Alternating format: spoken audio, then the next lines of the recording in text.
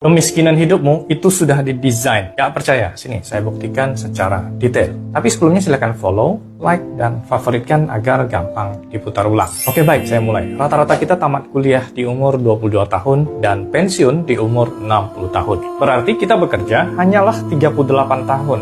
Sangat singkat sekali.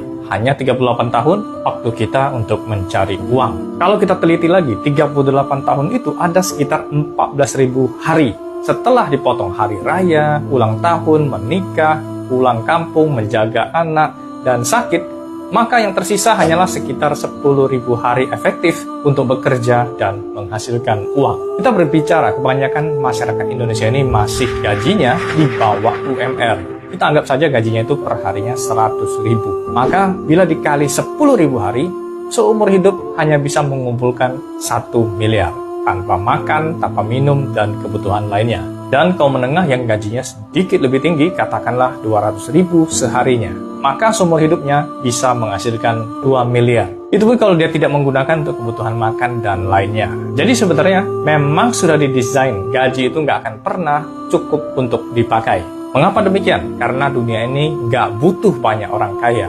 Kalau setiap orang rekeningnya ada 100 miliar, maka siapa yang mau bekerja menjadi kuli, kerja kasar, delivery makanan, mau jadi kasir, pelayan resto, SPG, dan lainnya. Karena itulah, untuk menjaga siklus dunia ini tetap berjalan dengan baik sebagaimana mestinya, dibutuhkan 80% orang yang miskin dan harus miskin. Karena itulah setiap kita memang didesain untuk kerja dan mendapatkan uang yang kecil sekali. Sehingga tidak ada alasan buat kita untuk malas bekerja. Karena kalau kita tidak bekerja, tidak akan dapat uang dan nggak bisa makan. Makanya ada istilah, nggak kerja, nggak makan. Siapa yang mendesain semua ini? Sejak zaman dulu, mereka sudah mengetahui bagaimana caranya agar rakyat tetap patuh. Kemiskinan dapat membuat orang-orang menjadi lugu, polos, dan jujur. Kalaupun mereka sekolah, maka diajari kurikulum pelajaran yang tidak berguna. Sehingga kreativitas otak mereka sudah rusak. Makanya mereka kehilangan ide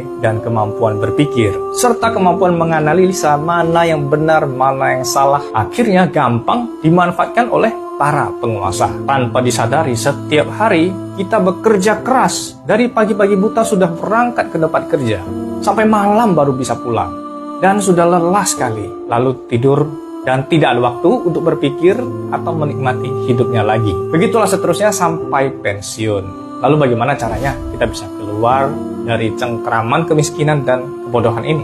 Apakah kita hanya akan terus mempertahankan status kita sebagai negara yang tingkat IQ-nya sangat rendah dan minat bacanya cuma 0,001% dan peringkat korupsi kita berada di 1/3 negara terkorup di dunia? Jawabannya adalah, ayo semangat belajar.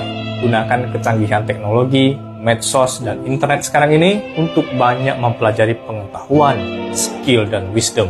Maka kelak suatu hari nanti Indonesia akan bisa menjadi negara yang maju dan mewujudkan keadilan sosial bagi seluruh rakyat Indonesia. Sukses selalu buat Anda. Terima kasih.